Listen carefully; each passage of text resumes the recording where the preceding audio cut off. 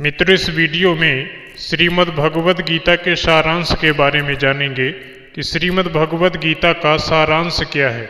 जय सीताराम। मैं हूं प्रसन्न चतुर्वेदी और स्वागत है आप सभी का कथामृत यूट्यूब चैनल पर। तो आइए आज का वीडियो शुरू करते हैं। मित्रों, महाभारत का युद्ध हर मनुष्य को अपने जीवन में लड़ना है। जब तक नहीं लड़ोगे तब तक मुक्ति नहीं होगी। परंतु ये युद्ध लड़ना कब है? तो श्री कृष्ण ने 13वें अध्याय में बताया कि यह शरीर ही वह क्षेत्र है जहाँ यह युद्ध होता है। अब प्रश्न है कि शरीर में किससे युद्ध करना है? तो शरीर में दो सेनाएं हैं, एक पांडव अर्थात पुण्यमयी और एक कौरव अर्थात पापी। इनमें प्रत्येक योद्धा उपस्थित है और वो इस प्रकार है। अभिमन्यु अर्थात अभय मन, वह मन जिसमें अब भय नहीं हो, जो भय से मुक्त है। अभिमन्यु अर्जुन का पुत्र है, अर्जुन से उत्पन्न हुआ है। अर्जुन का अर्थ है अनुराग। मनुष्य का इष्ट के प्रति राग ही अनुराग कहलाता है। उसी अनुराग से अभिमन्यु अर्थात अभय मन होता है। ध्यान रहे कि मन तो पहले ही है, परंतु पहले उसमें भय था, परंतु अनुराग ने उसे अभय बना दिया। जब भक्ति करते हैं तो मन भय से परे कर दिया जाता है। अब भय तो उस मन में है ही नहीं। उधर देखें तो भीष्म का अर्थ है भ्रम। यह बड़ा भयंकर योद्धा है, समस्त कौरवों का सेनापति है। यह भ्रम ही है। मनुष्य को जब तक इस संसार के माया जाल का पता नहीं लगता तब तक भ्रम बड़ी तबाही करता है। परंतु अनुराग अर्थात अर्जुन उसे अपने धनुष से बाणों की शैया पर लिटा देते हैं। धनुष का अर्थ है ध्यान। अनुरागी व्यक्ति ध्यान के द्वारा अपने भ्रम को हटा देता है। परंतु उसके बाद सेनापति होते हैं द्रोण। द्रोण का अर्थ है द्वैत। जब तक यह लगता है कि मैं ईश्वर से अलग हूँ, उसे ही द्वैत कहते हैं।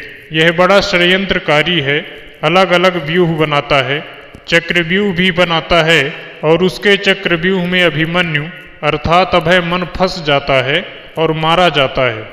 वर्तमान में हमारा मन भय में रहता है। जब ये अभय हो जाएगा तो बड़ा जबरदस्त हो जाएगा, परंतु द्वैत इसे फंसा लेगा, द्वैत खत्म कर देगा। द्रोण का पुत्र है अश्वत्थामा अर्थात आसक्ति। यह अंत तक रहता है। अश्वत्थामा अर्थात आसक्ति अमर है। किसी वस्तु में लगाव होना ही आसक्ति है। इसे मारा नहीं जा सकता, परंतु निष्क्रिय किया जा सकता है। इधर पांडवों में 5 पांडव हैं, जिनके मतलब कुछ इस प्रकार से हैं। पांडु पुत्र 5 हैं। पांडु का अर्थ है पुण्य।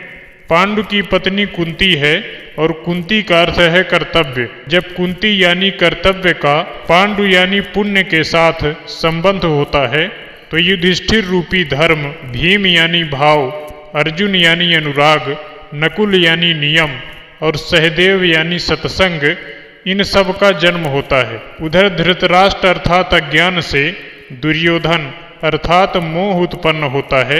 ये मोह ही सबका राजा है। मनुष्य के अंदर होने वाले सबसे बड़े युद्ध यही हैं।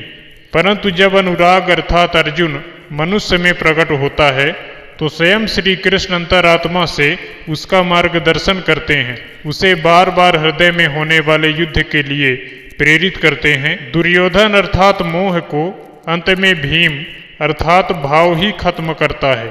यही गीता समझाना चाहती है, परंतु कुछ विद्वानों ने उस गीता के मर्म को वर्तमान से जोड़ा ही नहीं, सिर्फ एक कहानी बताकर छोड़ दिया। जबकि प्रत्येक श्लोक का अर्थ मन के स्तर पर है, जैसा कि मैंने पहले ही बताया। परंतु हम महाभारत को एक कहानी समझकर बैठ जाते हैं, जबकि यह युद्ध हम सबको करना है। सबको उस मोह को खत्म करना है। इसीलिए तो गीता हम सबको मिली, वरना अर्जुन तक ही रह जाती।